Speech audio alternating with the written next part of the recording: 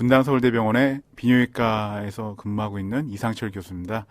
오늘 제가 말씀드리고자 하는 거는요, 전립선암의 로봇 수술에 대해서 이제 말씀을 드리려고 합니다. 전립선암 굉장히 이제 많은 남성분들에게 굉장히 관심이 많은 암이고, 현재 굉장히 유병률 또한 많이 증가를 하고 있습니다. 그리고 이제 로봇 수술, 이제 암을 치료하는 여러 가지 치료법 중에 요즘에 제일 스탠다드한 치료 중에 하나로 인정받고 있는 로봇 수술에 대해서 제가 말씀을 드릴 텐데요. 전반적인 이제 전립선암에 대한 이해를 높이고자 제가 몇 가지 설명을 좀 드리고, 그리고 이제 로봇 수술에 대해서 수술 과정, 그리고 이제 이런 것들을 이제 합병증, 그리고 그 이후의 치료법들에 대해서 간략하게 제가 좀 말씀을 드리고자 합니다. 전립선 하면 이제 사실 이제 전립선이 어디 있는지를 잘 모르시는 분들이 상당히 많습니다. 이거는 이제 남자들에게만 존재를 하는 기관입니다. 그래서 간혹 이제 저희 외래에 할머니나 그 아주머니들께서 내 전립선은 어디 있냐 이렇게 물어보시는 분도 있으신데, 전립선은 그냥 남자분들한테만 있는 거고, 이 전립선의 위치는 이 슬라이드에서 이제 보시면요, 커서가 보이진 않는데, 슬라이드에서 보시면 여기 표시가 되어 있는, 빨간색 표시가 되어 있는 방광 아래에 바로 그 부분이 전립선입니다. 그래서 우리가 소가 어떤 남자를 똥침하는 것처럼 보이는 이제 영상이 있는데요. 바로 그 전립선은 그 항문으로 손가락을 넣게 되면 바로 전립선을 만질 수가 있습니다. 되게 사이즈는 한 20g 정도로 되게 밤톨만한 사이즈가 보통이고요. 이 부위에 따라서 겉껍질에 있냐, 속살에 있냐에 따라서 이제 몇 가지의 해부학적 구조가 좀 다릅니다. 기본적으로 전립선은 이제 젊었을 때 우리가 이제 생식기와 관련된 기능을 하고요. 이제 자녀를 가진 이후에는 크게 이제 기능적으로는 큰 역할을 하고 있지 않은 기관입니다. 전립선의 이제 모양을 보시면 앞서 말씀드린 대로 밤톨 같은 모양이 있고, 전립선 주변에는 이제 그림에서 보시는 것처럼 이제 전립선 뒤에 정낭, 우리가 정액이 만들어지는 게 이 정낭에서 주로 만들어지는 거거든요.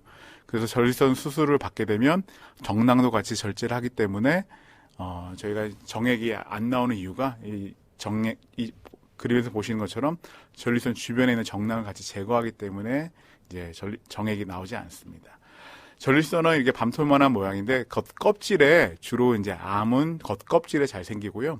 이 속살에는 암보다는 이제 전립선 비대증이 잘 생기는 경향이 있습니다.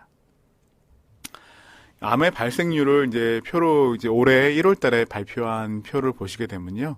이제 슬라이드를 보여드릴 텐데, 우리가 여전히 우리나라에서는 이제 위암, 대장암, 폐암, 갑상선, 유방암 이런 순이고, 이건 남녀를 통틀어서 한 통계입니다. 남자만 한 게 아니고 남녀 통틀어서 했을 때 이제 비율이 전립선암이 작년 대비 여전히 이제 증가하고 있는 거고, 그렇지만 그 외국의 경우에서는 이제 전립선암의 비중이 좀 상당합니다. 특히 뭐 이미 서구에서는, 미국이나 유럽에서는 전립선암의 발생률이 남성 1위 암으로 된 지가 벌써 20년 가까이 되고, 일본조차도 이제 4년 전에 이제 전립선암의 그 유병률이 남성 1위 암으로 이제 등극을 하였습니다. 우리나라도 이제 아마 조만간에 이제 빠르면 한 10년 또는 15년 뒤에는 아마도 남성 1위 암이 전립선암이 되지 않을까 예상되고 있습니다. 전립선암의 이제 남자와 여자의 발생률을 이제 비교해서 보여드리는 슬라이드를 보여드리면요. 보시는 것처럼 남성암에서는, 여성에는 전립선암이 없습니다. 여성암에서는 유방암이 1위가 된 것처럼 아마 전립선암도 유방암과 비슷한 이제 내분비계에 작용을 하기 때문에 곧 1위가 될 텐데, 위암, 폐암, 대장암이 이어서 현재로서는 4등에 해당되고 있습니다. 그렇지만 이제 우리나라의 그 생활 습관이라든지 그런 음식 여러 가지 우리가 이제 여명이 증가함에 따라서 이 전립선암의 유병률은 앞으로 더 증가할 거라 생각이 들고요. 다음 슬라이드를 이제 보시면 이제 우리가 암종별 이제 표준화된 이제 발생률의 추이를 이제 보게 될 텐데요. 이 슬라이드를 보시면 이제 슬라이드가 이제 넘어왔는데, 전립선암의 발생률은 다른 암에 비해서 이제 계속 꾸준히 증가를 하고 있습니다. 실제로 우리나라 대표적인 암이었던 위암은 이제 최근 들어서 굉장히 발생률이 감소하고 있고요. 그리고 이제 그 외 폐암과 대장암 또한 발생률이 감소하고 있습니다. 그렇지만 전립선암은 매년 증가하고 있는 추이를 보이고 있습니다. 전립선암의 이제 전 세계적인 유병률에 대한 슬라이드를 이제 보여드릴 텐데요. 보시게 되면 이 슬라이드 보시는 것처럼 빨간색 부분들이 이제 유병률이 굉장히 많은 그 부위를 그 유병률이 높은 지역인데요. 뭐 선진국들 우리가 잘 알고 있는 미국, 서구 유럽 그리고 일본에 보면 아주 빨갛게 그 색깔이 칠해져 있어서 유병률이 높음을 알 수가 있고 우리나라도 이제 점점 빨개지고 있습니다. 그래서 이제 전립선암의 발생률이 이제 생활 수준, 소득과 비례해서 또 연령과 비례해서 점점 증가할 거라고 이제 예측이 되고 있습니다. 미국의 경우에는요, 그 6명 중에 1명의 환자들에서 전립선암이 발생을 하고 있습니다. 실제로 뭐 호주 같은 경우도 많이 발생을 하고 그래서 실제로 6명 중에 1명이니까 많은 남성분들이 관심을 갖게 되겠고 실제로 이제 많은 연구들도 이제 이와 관련해서 전립선암 연구들이 서구 유럽과 미국에서는 아주 활발하게 이루어지고 있고 수술도 많이 이루어지고 있습니다. 우리나라도 이제 조만간 지금도 여전히 많지만 앞으로 더 많아지는 암이 될 것 같습니다. 그렇다면 전립선암은 이제 어떻게 생긴 건지, 왜 생기는 건지 많이 이제 궁금해 하실 텐데요. 사실 어떤 암의 원인이란 게 한 가지 이유로 이제 우리가 설명을 하기는 굉장히 어렵습니다. 아직까지는 어떤 특정 한 가지 이유로 설명하기는 어렵고 우리가 이제 여러 가지 요인으로 설명을 할 수 있는데 인종에 따른 차이도 있고요. 가령 이제 뭐 흑인이 어떤 백인에 비해서 좀 발생률도 높고 악성도도 높다 그런 보고가 많이 있고 그리고 이제 우리가 가족력 뭐 아버지나 할아버지가 전립선암에 걸렸다면 자녀분은 전립선암이 생길 확률이 몇 배 이상 높아진다. 또 어떤 우리가 이제 뭐 졸리 유전자라 불리는 이제 브라카라는 유전자가 있는데요. 전립선암에도 그런 유전자들, 이 브라카 유전자뿐만 아니라 여러 가지 유전자들이 중요한 역할을 하는데 요즘에는 이제 저희 병원에서도 이제 여러 가지 유전자 검사를 통해서 가족력 이외에도 유전자 검사를 통해서 유전성이 있는지 이런 검사를 통해서 전립선암을 조기에 진단하거나 하는데 이제 도움을 받고 있습니다. 그리고 전립선암은 기본적으로 이제 우리가 테스토스테론, 남성 호르몬과 관련돼서 이제 전립선암이 자라기 때문에 이 남성 호르몬의 소스가 되는 우리가 이제 영양 공급을 해주는 이제 우리가 고기류 이런 기름기 있는 많은 음식들 이런 것들이 특히 이제 이런 것들은 보통 대개는 서구화된 식사에 해당이 되겠죠. 그래서 이런 서구화된 식사를 많이 하게 되면 아무래도 전립선암의 이제 위험률이 높아진다 이렇게 보고가 되고 있고 남성 호르몬 자체도 이제 이 전립선과 아주 밀접한 관계이기 때문에 어떤 남성 호르몬 주사를 이제 어떤 남성 갱년기 환자분들이 주사를 맞으신다면 전문의와 상담을 해서 남성 호르몬 주사를 맞는 게 필요하겠습니다. 노화, 나이가 드는 거는 모든 만병의 이제 원인이 되고 있죠. 나이가 들면 들수록 전립선암뿐만 아니라 많은 암들 또 많은 질환들이 생기게 되겠습니다. 전립선암의 이제 우리가 증상은 대개는 이제 암으로 진단되시면 대부분의 환자분들이 나는 증상이 없는데 왜 암이 걸렸나요? 이렇게 많이 하지만 대부분의 암들은 증상이 없습니다.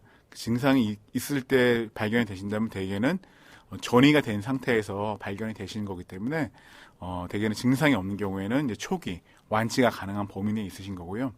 조금 전립선암이 좀 진행되는 경우에는 이제 배뇨장애, 우리가 소변이 좀 시원하게 안 나온다든지 자주 매렵다든지 밤에 자꾸 깬다든지 이런 배뇨 증상들이 나타나게 되면 아무래도 이제 전립선암이 있는 경우에는 이제 좀 진행이 된 경우고 이런 증상이 있다고 해서 반드시 전립선암은 아닌 거고요. 이런 증상을 야기할 수 있는 것들이 전립선암뿐만 아니라 이제 전립선 비대증이라든지 과민성 방광 이런 것들이 이제 이런 영향을 끼칠 수가 있습니다. 그리고 이제 우리가 전이가 된 경우, 뼈에 특히 전이가 잘 되는데 뼈에 통증이 있다든지 뼈 골절이 있다든지 이런 경우에는 되게 전립선암이 이제 아주 진행된 경우, 우리가 말기에 해당되는 경우가 되겠습니다. 그래서 전립선암 같은 경우는 다른 암과 마찬가지로 우리가 정기 검진을 통해서 그 조기에 진단하는 것이 질병의 완치를 위해서도 굉장히 중요하다고 말씀드릴 수 있겠습니다. 그렇다면 전립선암은 어떻게 진단을 하는지 이제 말씀을 드리게 되면요. 저희가 우선적으로 전립선암 같은 경우는 우리가 항문으로 손가락을 넣어서 이제 진찰을 할 수 있습니다. 우리 직장 수지 검사라고 하는데요. 예전에 이제 이런 검사 기구들이 많이 발전하지 않았을 때에는 그 직장 수지 검사로 이제 진단을 많이 하였고요. 그리고 이제 전립선 특이항원, 제가 PSA란 말을 많이 좀 들으셨을 텐데 PSA 같은 수치를 통해서 우리가 조기 진단을 할 수 있겠습니다. 그리고 또한 이제 전립선 초음파를 통해서도 아무래도 전립선 사이즈뿐만 아니라 암에 대해서도 정보를 좀 얻을 수가 있고, 이렇게 여러 가지로 이제 의심이 되는 경우에는 반드시 전립선 조직 검사를 통해서 이제 저희가 확진을 하고 있습니다. 직장 수지 검사는 이제 앞에 슬라이드에 보시는 것처럼 손가락으로 이제 항문에 손가락을 넣어서 전립선을 만질 수가 있습니다. 전립선을 만졌을 때 전립선만 만져지고 전립선의 혹 같은 게 잘 안 만져진다면 대개는 아마 초기 전립선 암일 거고, 전립선에서 혹이 착 만져진다 하면 대개 한 2기 정도 또는 3기 정도의 암이 될 거고, 이게 완전히 주변까지 암이 퍼져 있는 것처럼 아주 딱딱한 것들이 아주 심하게 많이 만져진다면 이거는 좀 진행이 많이 된 경우에 해당이 되겠습니다.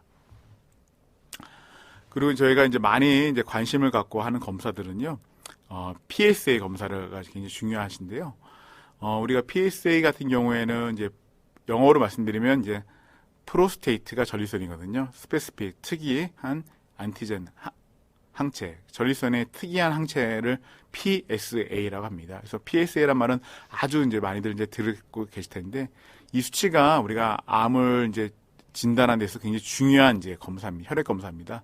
그래서 이 혈액 검사에서 이 PSA 수치가 이제 뭐 3이 넘으면 이제 조직 검사가 필요한 경우가 많이 있으신데, 물론 이제 어떤 의료 기관에 따라서는 또는 전문의들의 의견에 따라서는 이 PSA 수치가 2.5부터 조직 검사를 권유하시는 데도 있고, 그 PSA가 4가 넘으면 조직 검사를 권유하는 데도 있고, 이 수치에 대해서는 조금 이제 의사 선생님들마다 교수님들마다 이제 의견이 좀 다를 수는 있지만, 일반적으로는 이제 한국에서는 PSA 수치가 3이 넘으면 이제 조직 검사를 이제 권유드리고 있고, 물론 이제 3이 이제 일시적으로 올라갈 수도 있고 또는 이제 지속적으로 올라갈 수 있는데, 이걸 감별하는 거는 이제 진찰이 필요합니다.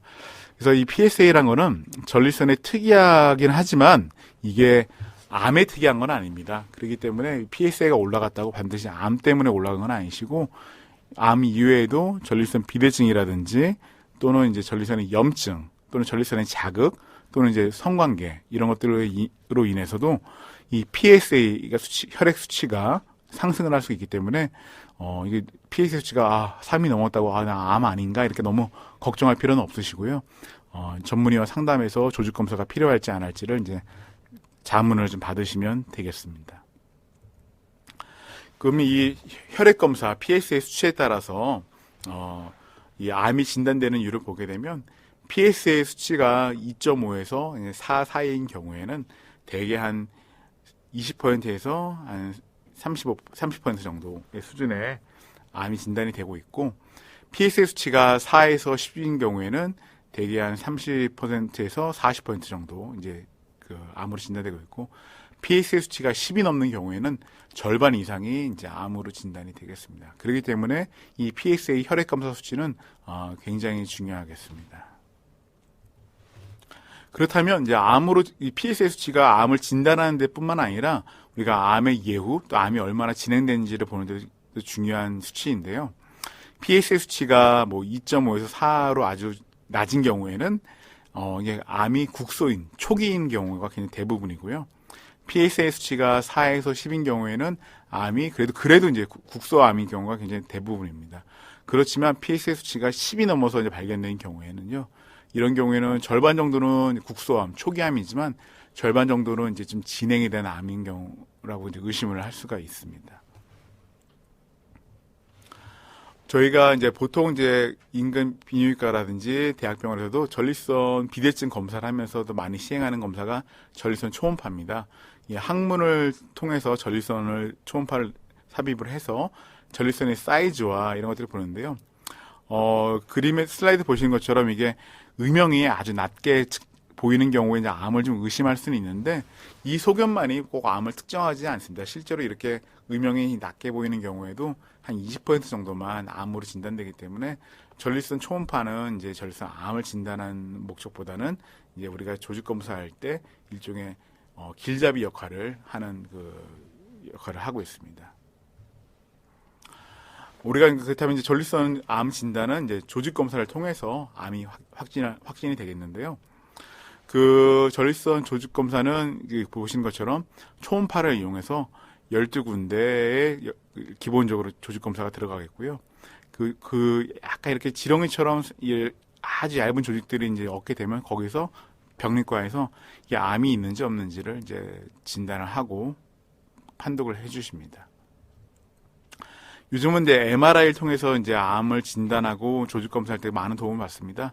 MRI 상에서 보시면 슬라이드에서 보시는 것처럼 이제 암이 의심되는 데가 이제 이 MRI 상에서는 이제 뚜렷한 사진만 보여드렸는데 실제로 이 MRI만으로도 암을 진단할 수 있으면 조직 검사가 필요 없을 텐데 여전히 MRI의 역할은 아직은 이제 암 진단을 보조하는 역할에 있기 때문에 저희가 이제 좀 암 조직 검사를 좀 더 정확하게 하기 위해서 이제 MRI 찍는 경우가 있고 암이 진단된 이후에는 암이 얼마나 퍼졌는지, 암이 몇 기인지 이런 걸 참고하는데 MRI가 쓰이고 있습니다. 요즘은 이제 ADC라고요, 확산을 이용한 이런 테크닉을 이용해서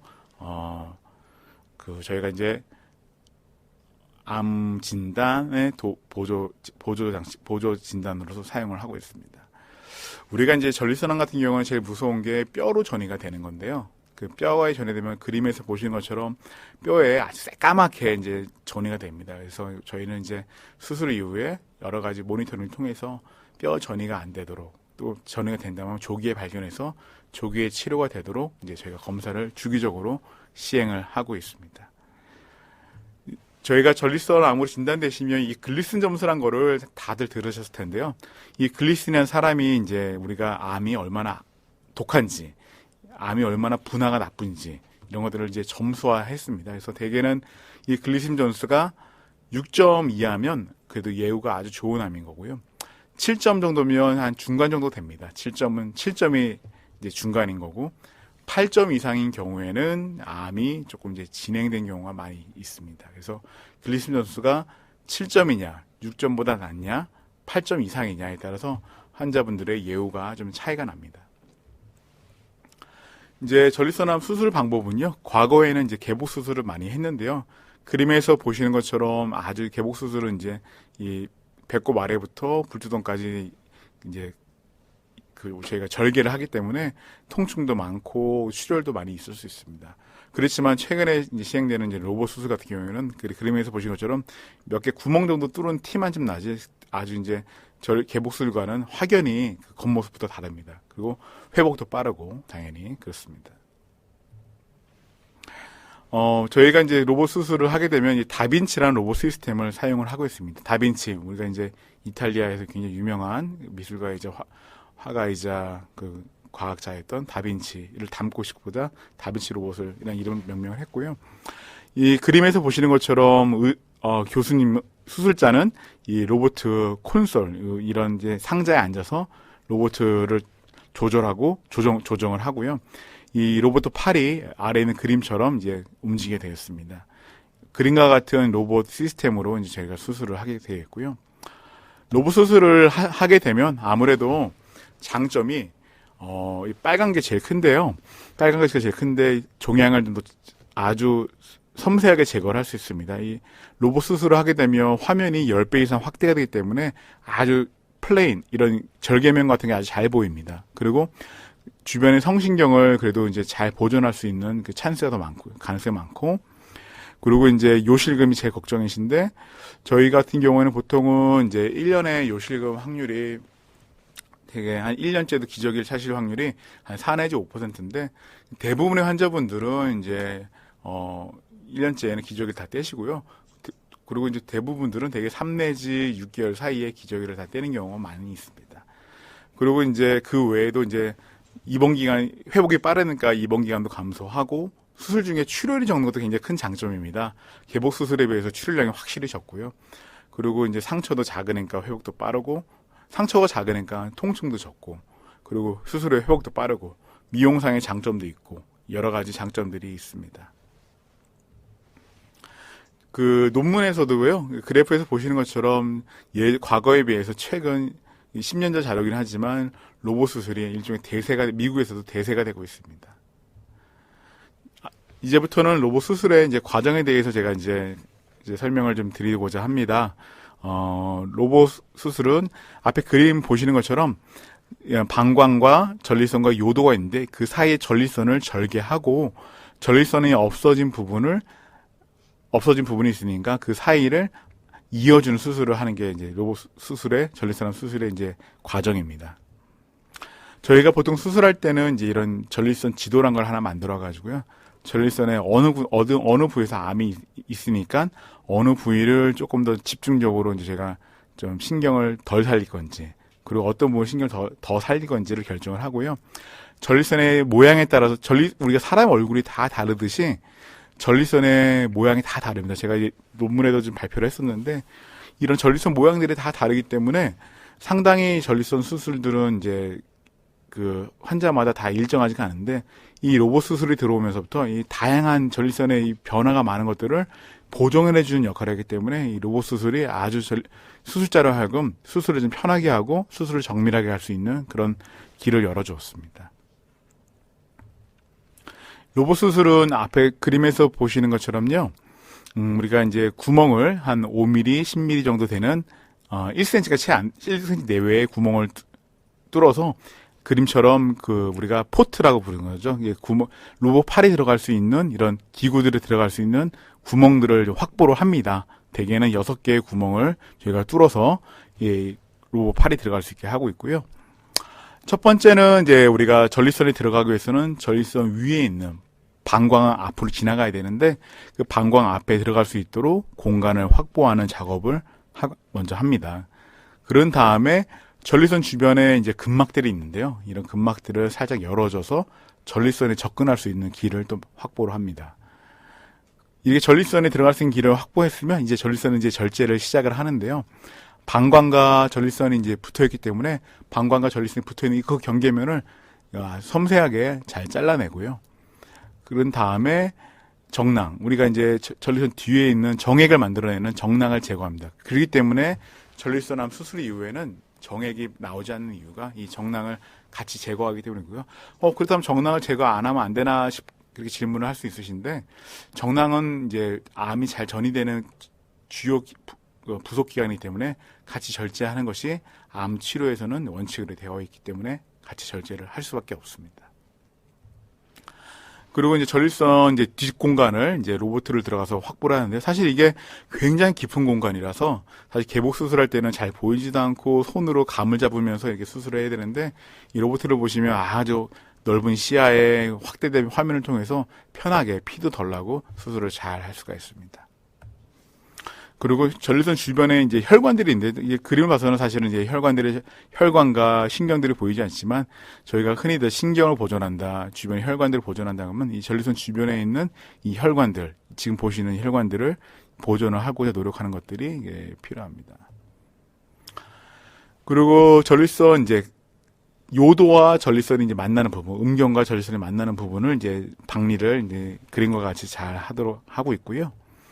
그리고 이제 전립선 앞부분, 요도랑 만나는 부분들, 거기 혈관들이 많이 있기 때문에 이런 혈관들을 결차를 해서 피가 덜 나게끔 이렇게 하는 기술인데, 이 부분이 바로 이제 전립선의 개복 수술과 로봇 수술의 차이 중에 하나입니다. 이 혈관들이 사실 개복 수술에서 잡을 때, 혈관을 우리가 컨트롤할 때 피가 굉장히 많이 나는데, 로봇 수술에서는 이제 이산화탄소 압력 때문에, 이 복압 때문에 이 피가 거의 안 납니다. 이게 로봇의 큰 장점 중에 하나입니다. 그리고 이제 저희가 이 방광과 요도를 이어주는 전립선을 이제 제거를 했고요. 방광과 요도를 이어주는 수술을 하기 위해서 이 요도와 방광 서로 지금 당겨주는, 우리가 이제 양 기관의 텐션, 우리가 이제 긴장도를 좀 떨어뜨리고자 이걸 먼저 전립선 뒷 공간을 좀 보강해주는 시술을 하고요. 그런 다음에 우리 요도와 방광을 이제 이어주는 수술을 로봇을 통해서 하는데, 이게 또 두 번째 전립선암 로봇 수술의 장점입니다. 사실 이 각도가 굉장히 깊고 어렵기 때문에 개복 수술에서는 이 관절을 많이 꺾어야 되는데, 로봇을 이용하면 뭐 360도가 각도로 로봇 팔이 자유자재로 돌아가기 때문에 이 요도 문합을 아주 정밀하게 그리고 아주 손쉽게 할 수 있는 장점이 있습니다. 그런 다음에 전립선이 제거된 자리에서 요도와 방광을 잘 이어준 다음에 그 앞부분들을 또 다시 재건하는 수술을 같이 저희가 보조적으로 하고 있고요. 그렇게 되면 이제 수술이 완료가 됐습니다. 제가 이제 마지막으로 이제 전립선 수술에 대해서 동영상을 한번 보여드리면 좀 이해가 좀 되실 겁니다. 동영상을 이제 제가 구동하도록 하겠습니다. 보시게 되면 이제 전립선을 주변에 이제 열고 앞에 이제 전립선이 들어가고자 하는 이제 공간들을 이제 확보를 하고 있습니다. 그래서 전립선 주변의 막들을 이제 저희가 제거를 하고 그 결차를 해서 전립선을 이제 확보를 하고 이제는 이제 전립선과 방광의 그 사이에 경계면들을 찾아서 이제 결차를 좀 하고 그 경계를 해서 소변줄을 끄집어낸 다음에 이 전립선과 전립선 뒷부분을 이제 경계를 따라서 저희가 잘라낸 다음에 이 뒷부분에 이제 경계를 따라서 정낭과 정관을 일부 이제 찾아내서 이제 제거를 하고 이 뒷면을 찾아서 이제 공간을 이제 전립선을 떼내기 위한 공간을 이제 만들어내기 시작합니다. 그래서 이 로봇을 통해서 보면 아주 피도 안 나면서 덜 나면서 이렇게 잘 맞고 그리고 주변에 이제 혈관이나 신경들은 이제 결차를 할 것들은 또 제거할 것들은 제거를 잘 하고 살릴 것들은 잘 살려서 수술을 시행하고 있고 옆에 이렇게 단단하게 텐트처럼 쳐지는 것들이 이제 남아있는 신경과 혈관들입니다. 그리고 이제 전립선 끝부분과 요도 끝부분에 이제 저희가 이제 로봇을 통해서 잘 박리를 해서 전립선이 그 암을 남기지 않고 잘 제거가 될 수 있도록 결차를 좀 하고 있습니다. 그런 다음에 저희가 이제 이 경계면을 잘 절제해서 이 전립선 끝부분을 하고 그 다음에 이제 피가 안 나야 되기 때문에 이 전립선에 통하는 이 혈관들을 잘 결차를 한 다음에 요도를 잘라내고 전립선과 만나는 요도를 잘라낸 다음에 우리가 암과 관련 없는 요도 부분을 남겨놔서 이 요도를 이제 살리게 돼 있고 그런 다음에 혈관들을 이제 잘 봉합을 해서 이제 피가 수술 이후에 좀 덜 나도록 안 나도록 이제 결차를 한 다음에 하고 이제 요도 문합 수술을 요도를 이어주는 수술을 하기 전에 이제 후방에 이제 우리가 보강 작업을 이제 지금 이제 하고 있고요. 보강 작업을 된 다음에 방광과 요도를 이제 이어주는 수술을 로봇을 팔을 통해서 이어주는데요. 이 로봇 팔을 가면 아주 360도 자유자재로 팔이 이제 잘 움직여집니다. 그래서 이 요도 문합 수술을 한 10분에서 한 15분 정도면 이 문합 수술을 다 완료할 수 있을 정도로 로봇이 아주 편리하고 좋습니다. 그 이후에는 이제 그 전립선의 그 제거하고 앞부분들을 다시 주변 조직들을 또 재건해서 아까 뒤를 재건했다면 이제 앞을 재건해서 수술을 마치도록 하겠습니다. 이렇게 해서 이제 동영상과 같이 수술을 이제 종료하겠습니다.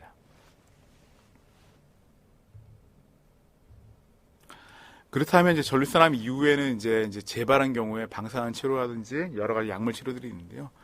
이 표에서 보시는 것처럼 2020년 현재에는 아주 다양한 약들이 많이 개발되었습니다. 10년 전만 하더라도 이 지금 보여주신 약들이 대부분 다 존재하지 않았는데요. 지금 10년 사이에 많은 약들이 이제 개발이 되었고 많이 쓰이고 있습니다. 그래서 이 전립선암 수술 이후에 전이가 발생을 하더라도 여러 가지 무기들이 현재 제공되고 있습니다. 이런 수술 이후에 많은 예후들은 이제 나이와 그 암이 얼마나 진행되는지 병기 그리고 글리신 점수가 몇 점이냐에 따라서 좀 달라지고 PSA 수치가 얼마냐에 따라서 이런 예후들이 차이가 나겠습니다. 대개 일반적으로는 이제 국소암인 경우에는 5년 생존율이 한 95%, 진행성 있는 경우에는 한 70%, 그리고 이제 전이가 된 경우에는 20-30%로 떨어지기 때문에 전이가 되기 전에 조기에 진단하는 것이 다른 암과 마찬가지로 굉장히 중요하겠습니다. 지금까지 분당 서울대병원 비뇨기과 이상철 교수였습니다. 감사합니다.